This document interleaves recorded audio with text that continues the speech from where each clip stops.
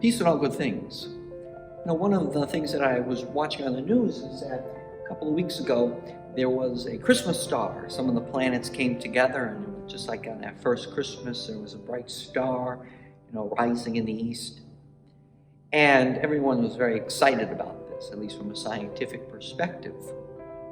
And I think that really made me think about, really what is the star in our own lives?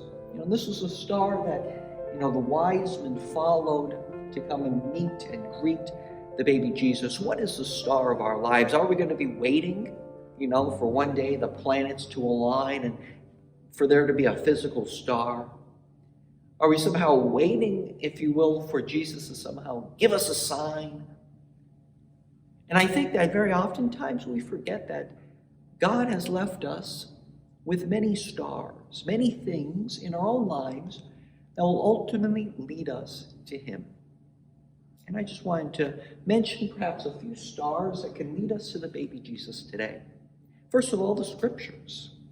How often do we actually open up the Bible, read the Scriptures, pray with the Scriptures, do some Lectio Divina?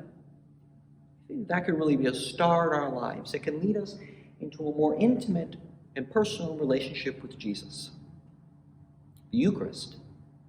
How often do we spend time really praying at Mass that we can truly see Jesus in the Eucharist and His presence in our lives, and that we can in turn be humble, just as Jesus was in giving us His body and blood in the Eucharist.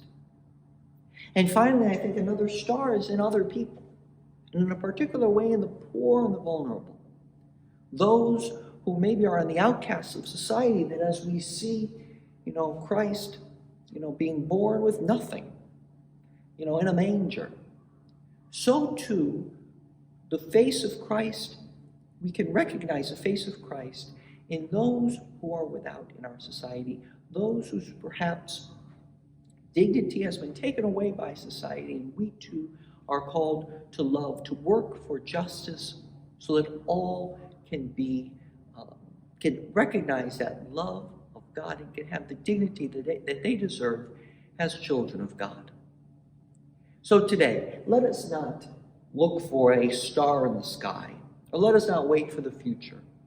Let us see Christ present here today, in His Word, in the Eucharist, and in the face of other peoples, especially those who are most needed in our society. I hope that you all have a wonderful day. God bless you.